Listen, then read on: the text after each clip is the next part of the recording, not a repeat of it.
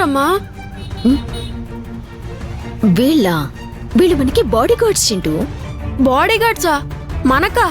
అవును. ఆ పట్టాభి వల్ల మనకి ప్రమాదం ఉంది కదా, అతని నుండి కాపాడటానికి నాన్న వీళ్ళని ఏర్పాటు చేశాడు. అవునా? నాన్న సూపర్ అమ్మా. ఏంటి సూపర్? మీ నాన్న వల్లే నేను తిప్పలని పడాల్సిన పరిస్థితి వచ్చింది.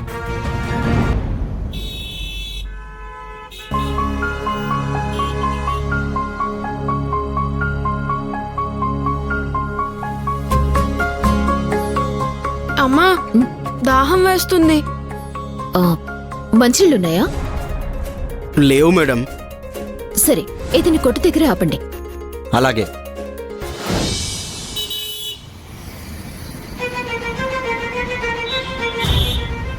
చింటూ, నువ్వు ఇక్కడ కూర్చో, నేను వెళ్ళి నీళ్ళు తీసుకొస్తాను.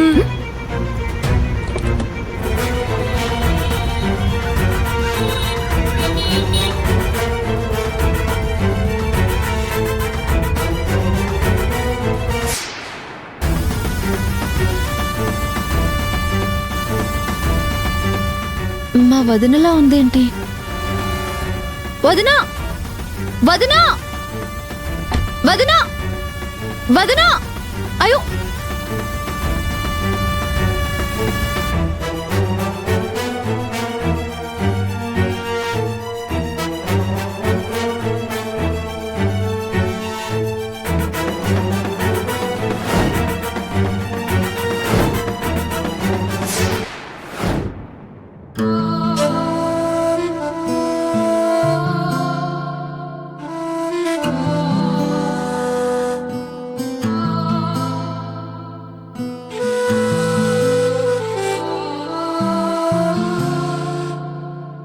ఏంటి అదోలా ఉన్నావు? ఖుషిని కలుస్తానన్నావు, వెళ్ళావా? వెళ్ళాను. ఖుషితో మాట్లాడావా? ఎలా ఉందే అది? సత్య పొలకలే వచ్చాయా? పోలికలు ఎవరి వచ్చినా గుణం వాళ్ళ నాన్నది రాకపోతే చాలు. నేను ఖుషి గురించి అడుగుతుంటే మీరు శ్యామ్ టాపిక్ ఎందుకు తీస్తున్నారు? మన మనవరాలు ఎలా ఉంటుందో కూడా తెలియని దురదృష్టాన్ని కలిగించింది అతనే కదా. తెలియకుండా ఎన్ని రోజులు దాచగలడండి? ఇప్పుడు మంజు చూసింది, ఇంకొన్ని రోజుల్లో మనకి చూసే అవకాశం వస్తుంది కదా. ఏంటి వచ్చేది? దీని మొహం చూస్తే అర్థం కావడం లేదా? అక్కడ దీనికి ఎంత మంచి ఆహ్వానం అందిందో. వద్దంటున్నా వెళ్ళావు కదా, ఏం జరిగిందో చెప్పు, విని తరిస్తాం. ఏమైందే? ఖుషితో మాట్లాడావా లేదా?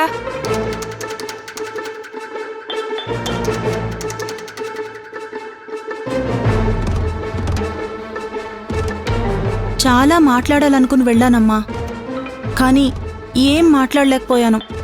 ఆ మూర్ఖుడు అడ్డుపడ్డా?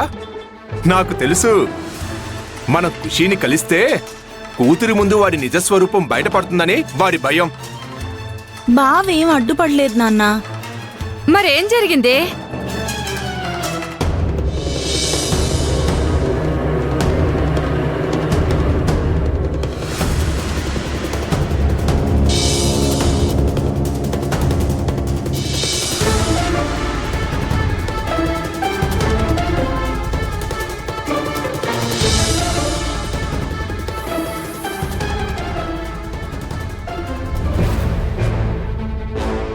అమ్మ కావాలంటుందా? ఇప్పుడు నీకు అర్థమైందా మంజు, నీతో శ్యామ్ ఎందుకు చనువుగా ఉంటున్నాడో? వాడు పెద్ద మాస్టర్ ప్లాన్ లో ఉన్నాడు. రేపు వాడు ఇంకో పెళ్లి చేసుకుంటే సత్యను తాను అమితంగా ప్రేమించానని, జీవితంలో సత్యను మర్చిపోలేనని, ఖుషీని నేనొక్కనే పెంచగలనని చెప్పిన మాటలన్నీ అబద్ధమని రుజువు అవుతాయని వాడికి తెలుసు. అందుకే తెలివిగా నీతో మళ్ళీ కాంటాక్ట్లోకి వచ్చాడు. నీతో అభిమానంగా ఉన్నట్టు నటించి మంచోన్నని నిన్ను నమ్మించి నువ్వు వాడికి అనుగుణంగా నడుచుకునేలా మార్చుకున్నాడు.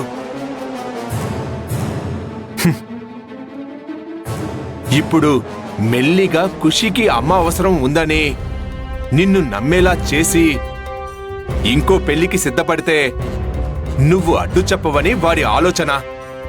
బావకి ఇంకో పెళ్లి చేసుకునే ఉద్దేశం లేదు నాన్న. లేకుండానే ఖుషీకి అమ్మని తీసుకొస్తానని ఎలా చెప్పాడే? ఖుషీకి అమ్మని తీసుకొచ్చే వంకతో వాడు ఇంకో భార్యను తీసుకొచ్చి ఎంజాయ్ చేస్తాడు. ఆ తర్వాత కొత్త పెళ్ళం కొంగు పట్టుకుని తిరుగుతూ ఖుషీని గాలి కొదిలేస్తాడు. చూస్తూ ఉండండి.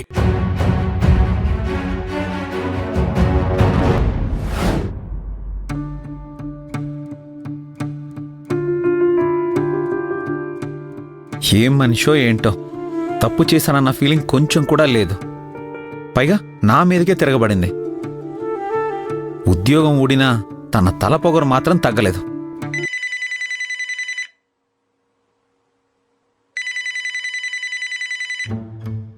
హలో, శ్యామ్ గారేనా మాట్లాడేది? ఎస్ చెప్పండి. మేము విజయ్ హాస్పిటల్ నుంచి కాల్ చేస్తున్నాం. ఆ, ఫుడ్ పాయిజన్ అయి మీ స్టాఫ్ అంతా నిన్న మా హాస్పిటల్లోనే జాయిన్ అయ్యారు కదా. ఆ, అవునండి. ఇప్పుడు వాళ్ళు ఎలా ఉన్నారు? వాళ్ళకి ఏ ప్రమాదం లేదు కదా?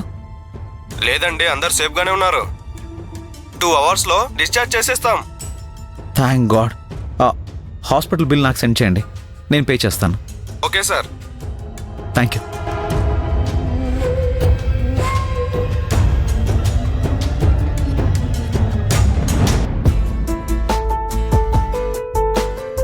డాడీ, బేబీ, నువ్వు నాతో మాట్లాడుతున్నావా? నీకొక విషయం చెప్పాలని వచ్చాను. చెప్పు బేబీ. నువ్వు నాకు అమ్మని తీసుకురావాల్సిన అవసరం లేదు డాడీ. ఏమన్నావు బేబీ? ఇంకొకసారి చెప్పు. నువ్వు కరెక్ట్ గానే విన్నావు డాడీ. నువ్వు అమ్మ కోసం వెతకాల్సిన పని లేదు. నిజంగా చెప్తున్నావా? నిజంగానే చెప్తున్నాను.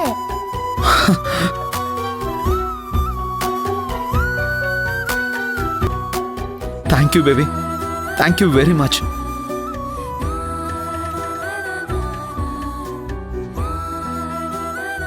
నువ్వు నన్ను అర్థం చేసుకుంటావని నాకు తెలుసు బేబీ. నేను నీకు ఏ లోటు రానివ్వకుండా చూసుకుంటాను. నీకు నేను, నాకు నువ్వు, మనకి ఇంకెవ్వరూ వద్దు. ఓకేనా?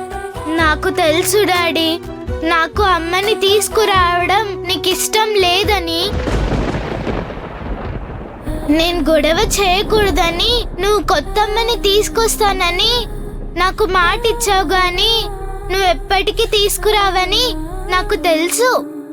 అదేంట్రా, ఇప్పుడే కదా నువ్వు అమ్మ వద్దని చెప్పావు, మళ్ళీ ఇలా మాట్లాడుతున్నావేంటి?